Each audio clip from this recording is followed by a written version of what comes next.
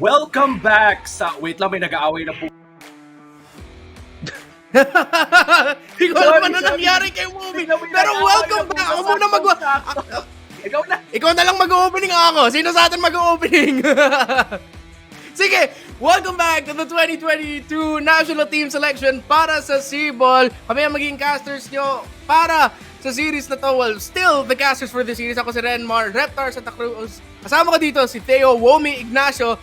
Kamusta ka na, Womi? Okay ka ba? Kaya mo ba? Okay naman. Sorry, kasi doon sa labas ng kwarto ko talagang nandun yung mga alaga, tapos biglang may nag-away. Saktong-sakto pagdating ng BREN versus Blacklist International. So, apologies for everyone watching. That wasn't nice to hear. Pero, balik tayo sa laro.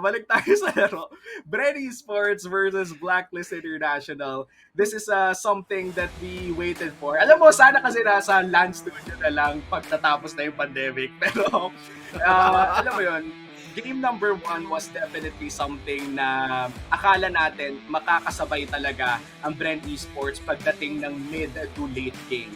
But then again, their early damage or the early game na akala nating magiging explosive on their end, talagang nagkaroon pa ng, kumbaga, na-neutralize ng heals na nanggagaling sa Queen. So mid to late game, naturally, we saw Blacklist International just dominating around those big objectives such as the Luminous Lord. Yeah, the heals coming in big for Blacklist International. The second chance, our revival to come back. Survive so many blazing duets, so many falling star moons, so many thorn roses, phantom executions. Binato na lahat ng BREN Esports, and in a really great fashion, able to burst down the members of Blacklist International. But then suddenly, blessing of the moon goddess, the healing coming in from the Estes, completely turning fights around time and time again. That's what we saw. BREN Esports doing everything they can to come back, win a team fight, put momentum completely in their hands, but then Blacklist had other answers. But again, just like I said earlier, kung fan ka man ng BREN, kung fan ka man ng Blacklist, kung fan ka man ng MLBB in general and MLBB Esports, you gotta be proud for what the new players from BREN and Blacklist and lahat ng mga bagong players na nakita natin ngayon from what they showed. Kasi lakas talaga ng Pinas. Lakas ng mga Pilipino. And again, I'll be super proud to call any of the players we saw today SIBOL. Grabe talaga yung community natin dito sa Pinas.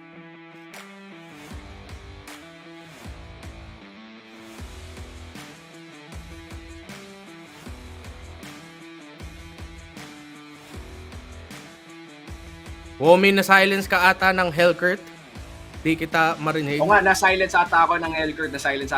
Pero I just wanna say, bukod sa mga maiingay na background sa ating mga home studios, may naririnig din tayo ng mga community fans talaga na talagang BREN kong BREN, Blacklist kong Blacklist, and this is what we love. Sinabi mo na, napakalupit ng community ng Pilipinas and napakalupit din ng mga teams natin. So this is such a nice thing to watch in this last series of the night. This could be the last game if hindi manalo ang BREN Esports po. So para sa mga BREN Esports fans dyan, it's your time to cheer on your team dahil kailangan umabot to ng Game 3 kung gusto nyo ng prime time talaga na winner takes all. Pero may lower bracket naman tayo, guys. Di natin kailangan masyadong mag-alala.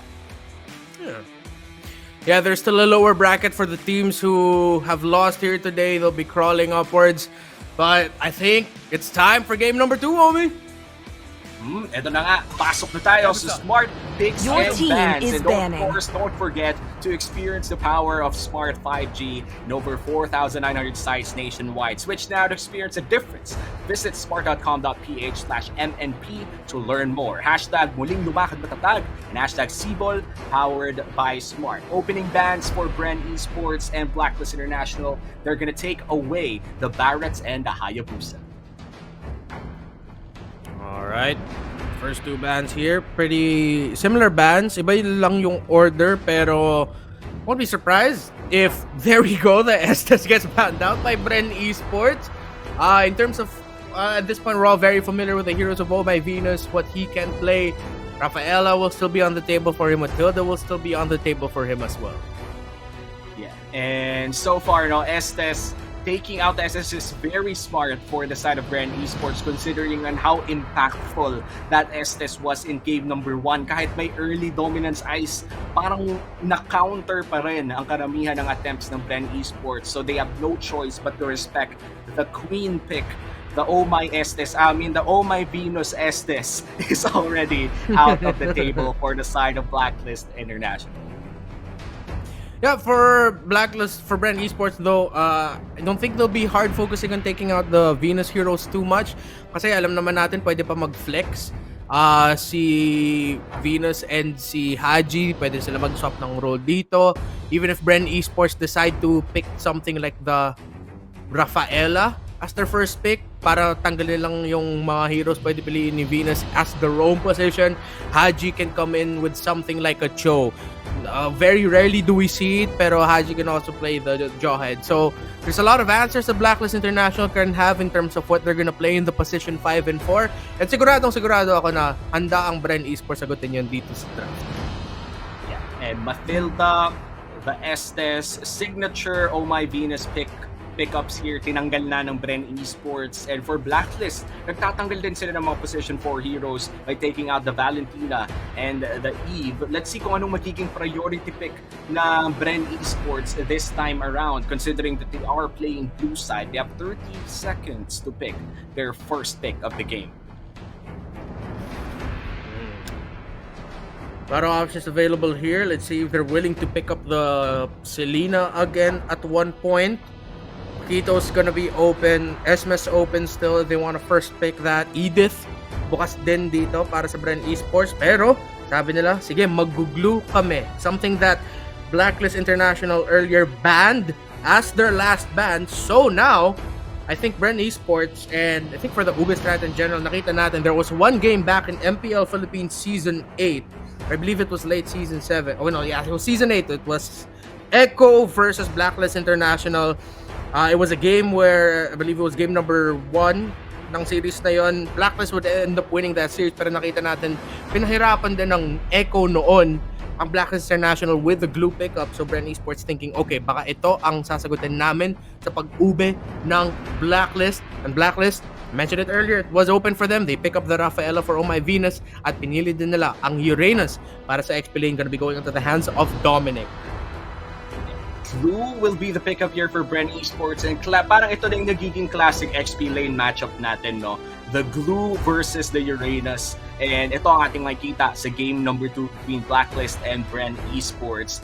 The Rafaela will be the option for Venus here, considering na isa rin to sa mga picks na talagang gustong-gusto niyang laruin. Ang joke nga ni Baloyski or Greed coming in from Onyx Philippines nung nispam siya ng Rafaela no M3 was Oh My Baloyski na nga daw. But for the side of BREN Esports, they're gonna secure the Paquito. Might be a jungler or an XP laner, depende kung saan mapupunta yung Glue. I was about to say this also, they could pair up the Paquito with the Ruby, and they did! So having the Paquito and the Ruby together alongside the Glue has less things to worry about now in terms of heroes that can really benefit from the fact that if he's activated with split, there's a lot of lifesteal. So, most likely mapupunta sa kamay ni Joyboy ulit. Ang Ruby, great game from Joyboy, game number 1.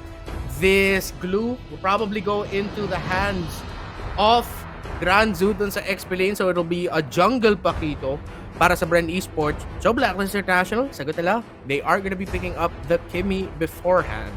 So, BREN Esports will have to try their best to get to that Kimmy ASAP, not let it free hit from the backline.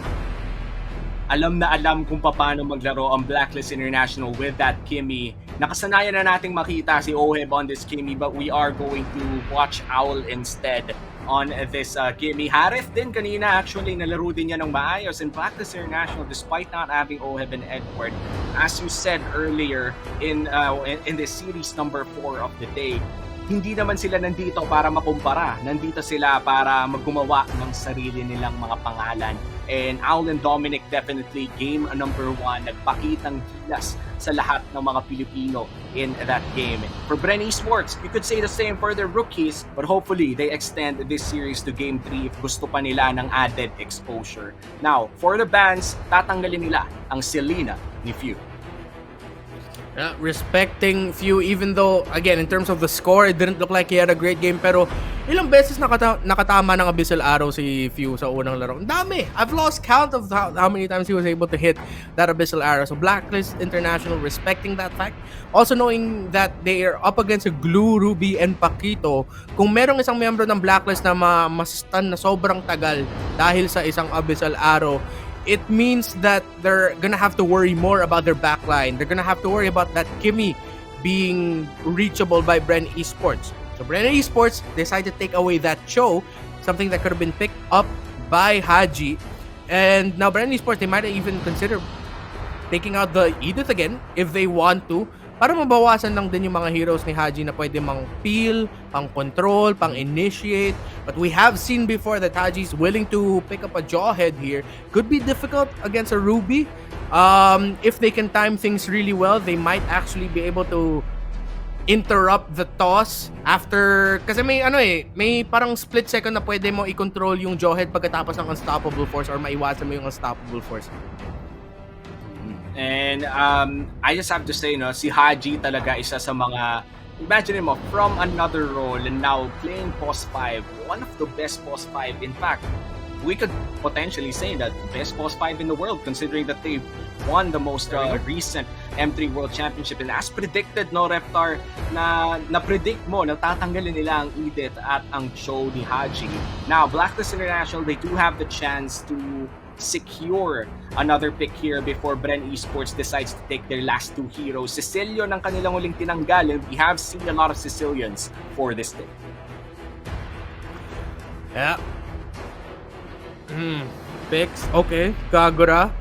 Provide a little bit of zoning. Great burst damage kung BREN Esports nag-decide sila na lumapit. The lightning truncheon damage is gonna bounce off the stick really well. Also, at the same time, you get free Purify on the hands of Kagura. So, good safe pick there. It is gonna be a Rome Rafaela now. So, BREN Esports, seems like yun yung parang gusto nila na mag-Rome Rafaela. See if Blacklist will just put Haji in the position 4 and make Venus roam with a 5. So, BREN Esports will just need their mid laner again. What if they surprise Farsa is still open. The Farsa is still open if ever they do want to take that Farsa. Pero Brody na ata muna ang kanilang kukunin for the gold lane. Let's wait kung ano bang lalabas sa kanilang mid lane. Lilia ang kanilang kukunin for that wave clear na naban to last game. Last game na ban ng Blacklist ang Lilia. Yep. Great picks here by BREN Esports. There's a lot of room for the Lilia and the Brody to shine. Just gonna have to watch out for the Uranus, but there's a lot of burst damage coming out from the side of BREN Esports. If they have a good early game and they can farm up well, Lilia and Brody will be able to get the items real quickly and be able to deal a lot of damage. Mahirapan yung Blacklist International na lumapit sa lineup ng BREN Esports. So BREN, don't be surprised if they'll be the aggressors here. Kung sila yung mag-i-engage, kung sila yung mag-umpisa ng laban, really get close to the fight there. While Blacklist International will probably focus on re-engaging, being defensive, and then counter-engaging against BREN Esports. Yeah, and Clint will be their last pick now, Blacklist International. And I feel like this is going to be Oh My Venus playing on the Rafaela at Kagura naman para kay Haji position 4. We might even see a switch up here, but it's going to be the same players for game number 2. This is match point already, by the way, para sa Blacklist International. Ibig sabihin kung manalo sila ay madediretso na sila sa winner's bracket. Meanwhile, if BREN Esports wins this game number 2, abot naman tayo sa game 3. So abangan natin game number 2 is something that is very crucial in a best of 3 series kasi ito yung tipo na either ends it or extends it. Kung BREN Esports fan ka, make sure na extend ang gusto nyong mangyari and share the stream. Of course, like nyo na rin para mapanood ng mga kapwa mong BREN Esports fans. And of course, sa Blacklist International fans na rin na nakatutok ngayon, share the stream. This could be their final game of the night. In fact, the final game of the night. Let's head on to the land of Dawn for game number 2, BREN Esports versus Blacklist International. Sa mga sinabi ko dun sa lineup ng Blacklist International, that still holds true. But don't get me wrong, pwede pa rin mag-engage ang Blacklist International. We've seen it many times. Rafaelas these days, walang takot yan. Mag-flicker yan, tas mag-holy baptism yan. Venus can open up engagements and team fights and set it up for Blacklist International. They don't have to play defensively or they don't have to play counter-engage to make this lineup work. It's just that it looks like there's a high possibility or high potential for Blacklist to actually win team fights like that. Na pag yung BREN Esports nag-initiate, they'll be able to counter. Maybe Oh My Venus can drop down Holy Baptism, stun a lot of members of BREN Esports, tas sasabugan ng damage nila Owl at ni Haji. But then at the same time, BREN Esports have a lot of initiation that they might actually be able to survive that or just pick off Oh My Venus early on. They'll lose a lot of their stunning capabilities. It'll just be really up to Haji and Out to be able to land the control. You'll get a bit of control from the slows of the Kimmy. So those are the things you have to look out for here in terms of engaging at sino mag-uumpisa ng mga laban dito sa game na to. Blacklist International, BREN Esports in this game, parang nasasabayan lang nila ang isa't isa in terms of rotation. In fact, this is not going to be, I think, this is wise on the Kimmy and not Owl. Kasi Clint nga pala ang kanilang last pick na. So it's a Clint versus Brody pala in the gold lane. And Turtle will be spawning a few seconds from now. In terms of pressure, no, sino ba ang inaabangan nating dapat makalamang dito sa first Turtle? The turtle of the game is Joy down. There you go. Uranus out for the count here. It's first blood going to Blacklist International. Yeah, Ruby out of the count there for BREN Esports. But despite that, Blacklist had a feeling that they won't be able to go for the turtle despite them being able to take down that Ruby.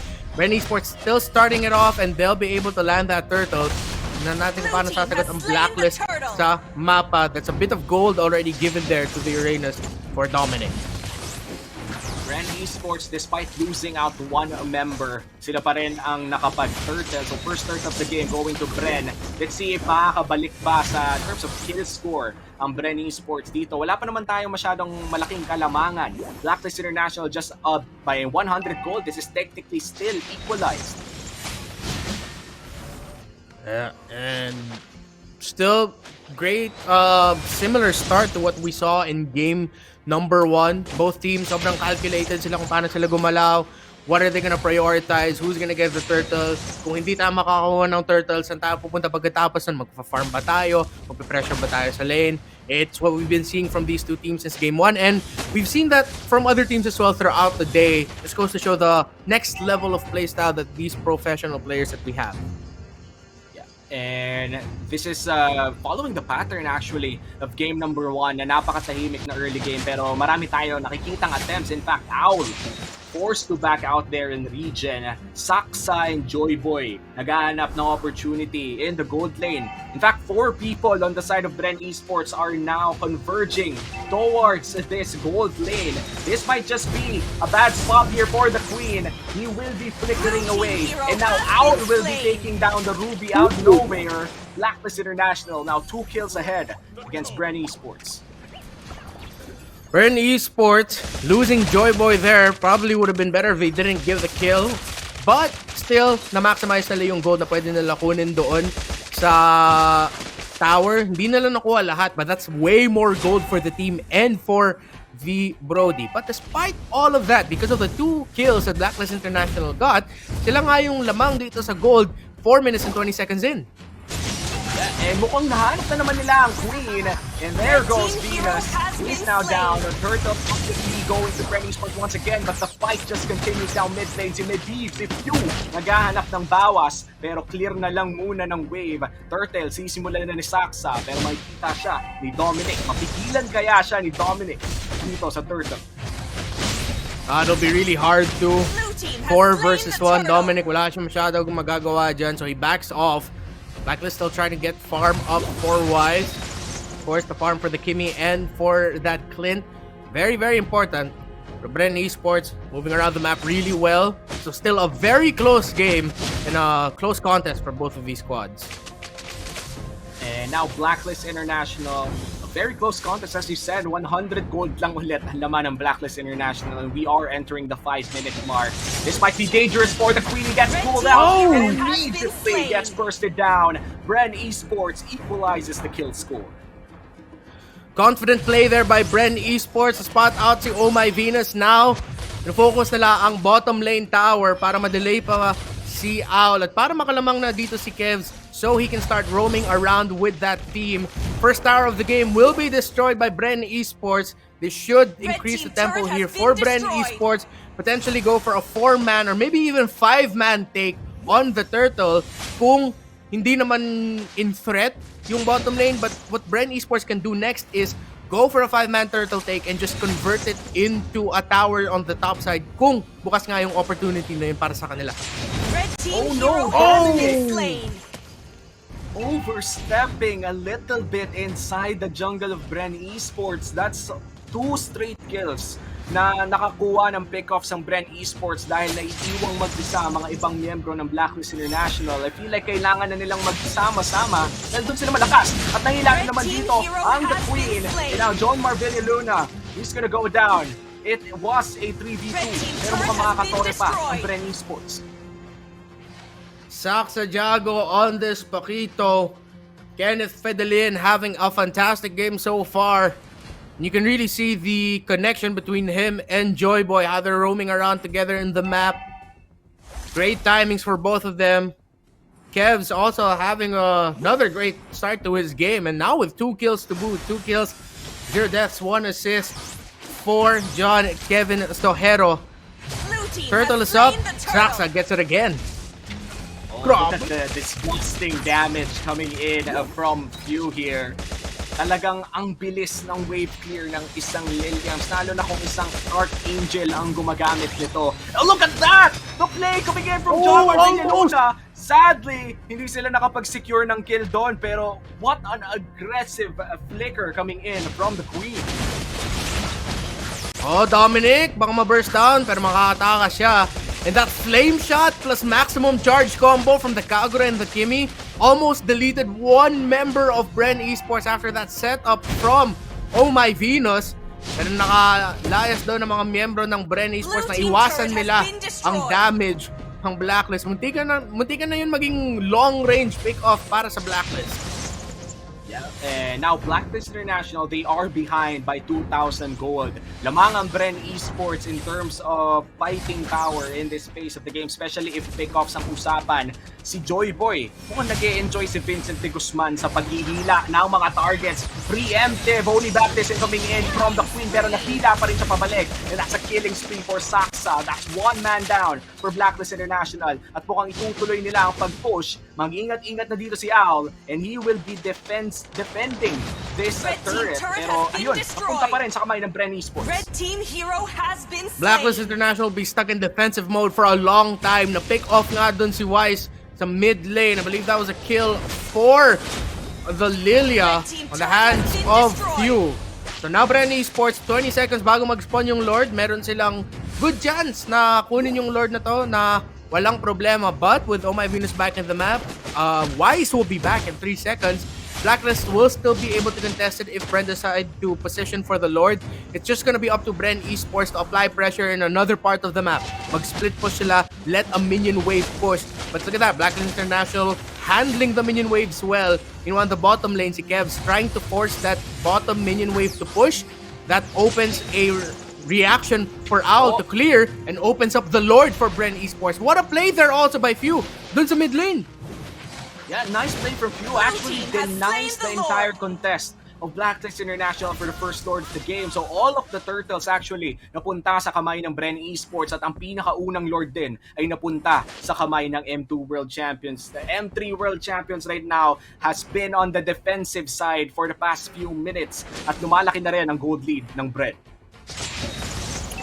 Radiant Armor picked up now by Granzu. Meron na din siyang Dominance Ice. Also getting a little bit more damage from the AoE he gets with that Molten Core. So, now, Granzu will be a very annoying presence here for Blacklist International, especially considering how Blacklist, sobrang backline heavy yung lineup nila. Granzu will be a problem for them.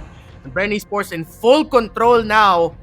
Just full control of the map. Nagmamarch yung Lord dun sa top lane. Pero Big minion waves in the bottom and in the mid. Here's a Play play! from BREN Esports! One person down already to the side of Blacklist International. The shutdown goes to the stock shop. Pero may double kill mo na magaganap pa sa Pakito. This is a 4v2. Owl Dominic, the new players of Blacklist International. Forced to defend against 4 people from the side of BREN Esports. Can they actually do it? Owl Dominic, mukhang mapapabak na Red sila. team turret has been destroyed. Mr. Vincent de Guzman bringing the joy, boy, to BREN Esports. What a play by BREN. Force the conceal, flicker forward, use the ultimate. He gets another one to annoy Dominic, but Granzu yung delikado dito. Kailangan niya umalis. Flame shot lands from downtown. Blacklist get a kill, but Blacklist are left standing with just one tower in the mid lane after a great play by BREN Esports. Man, Joy Boy, Vincent de Guzman with the conceal, and I'm offended, immediately bursting down Wise in that fight. Blacklist International, they're forced to defend with 2 inhibitor turrets down, one at top, one at bot. Medyo mahihirapan sila dito kasi yung side lane sila ay magiging forever slow pushing. And in terms of turrets, no, isang turret pa lang ata ang napapabagsak ng Blacklist International, and this is really going bad for the M3 World Champions. They need to make a play or in fact win a team fight para makabalik sila sa laro na to. Conceal, not gonna be up yet for BREN Esports, so hindi sila makakasurpresa dito out of nowhere. Malaki yung gold lead ng BREN Esports, 5K, at with Oracle and Brute Force breastplate pickups there, Oracle para kay Granzu, saka BFB para kay Saksa Jago. Kahit ma-burst sila ng Blacklist International, baka may chance pa ang BREN Esports na makalaban even after all the abilities of Blacklist International have been tossed, especially for this Lord fight. Those 2 item pickups are gonna be very important for BREN Esports. Blacklist, let's see how the reigning M3 World Champions will respond to this next potential Lord fight. Luminous Lord already up, and now BREN Esports, they have sufficient control over this area. Hindi pa rin nagpapakita si Saksa Jago. Blacklist International, bulag pa sila kung nasaan ang core. Pero half HP on the Lord. Nice zoning coming in from Granzu and Joy Boy. This looks to be a 3 Luminous Lord for the side of BREN Esports. Completely zoned out by the Ruby and Blue combo. Hintayin na lang ng BREN Esports at ng Blacklist International lumabas ang Lord. Could be the final push to end the game. If Blacklist International will be able to clear the waves, there's a really good chance mawawalan sila ng Torre, but they might still be able to hold on. BREN Esports on the other hand, with a relatively comfortable gold lead, high chance na pwede na nila tapusin ang laro na to with this marching Lord coming in the top lane. BREN Esports trying to control the minion waves in the middle. Sino ang magwawagi sa siege na ito? Inaayos na ng BREN Esports ang kanilang flow dito ng mga minions. Mid lane na ang kinokontrol ng Pakito. Sabay-sabay babagsak ang top, mid, and bot. It's going to be hard for Blacklist International. They need to find the correct targets fast. Black Shoes forced out. Here comes the Holy Team coming in from the Queen. Pumasok na rin ang Blue sa likod. Sino kaya una mahuli? Look at the damage! Here comes Joy Boy! Look at the knockout punch! Massive for BREN Esports. They're going in for the face, pero sabi nila hindi pa pwede. And this is just BREN taking game number 1. Prime time, showtime, game number 3 has been forced. BREN Esports nagwagi dito sa game number 2. Slight adjustments, a few tweaks to their lineup from game number 1. They bring in the burst damage from the Pakito. But again, Joy Boy, back-to-back Ruby games and back-to-back fantastic performances. What a showing from BREN Esports. And Joy Boy was such an MVP in that game. But he wouldn't have been able to get all of those assists. Of course, ang ganda din ng response ni Saksa. I believe he ended the game with 7 or 8 kills. Glue also did a great job. Si Granzu of zoning out the members of Blacklist International, just being really annoying. But looking at the stats there, it was the core 3 of BREN Esports. 0, 2, and 8 para kay Joy Boy. 2, 1, and 7 para kay Few. 7, 1, and 2 for Saksa Jago. They win this round. So now it's a 1-1 game. A great response by BREN Esports to force a game number 3. Wow. Game number 3 for our final series of the night. And BREN versus Black pa to, no? Ang ganda ng plays na nakita natin kay Joy Boy. again, our personal MVP of this game. Grabe no yung conceal, yung mga I'm offended niya, talagang pasok na pasok, and more than two or more ang lagi niyang mga nahuhuli. And this is how you play Pos 5. BREN Esports, they're still inside this series. Let's watch the smart plays of game number 2. Oh, early on, it was a close game again for these two teams. Zach Sajago and the rest of BREN Esports, galing na pinapakita nila for the objective takes, being able to secure those. Kahit na nasa-split po sila, someone's winning, they understand, okay, pag nakuha ni Saksa, yung pakito, yung mga objectives, yung mga turtles, kung mabilis siya mag-farm, kahit mid, late game, whatever, sobrang taas pa rin ang damage niyan at mas mabilis pa makuha natin yung damage nila. And again, the familiarity ni Joyboy and si Saksa sa pag-rotate sa mapa. Ang ganda ng combo nila sa laban na to. Paghirapan talaga mag-position si Oh My Venus. There were times na nung nahanap na ng BREN Esports yung momentum nila, especially si Saksa at si Joyboy, doon na nila, okay, sige, sigura may chance na nandito si Venus. Tingnan natin yung shrub na to. And there were times where, okay, Venus was there. The moment they saw Venus take down the queen, the rest of Blacklist International might be open for the taking. And BREN Esports, they stuck to that over and over again. Alam nila yung strengths ng lineup nila, the weaknesses and strengths of the lineups of Blacklist as well.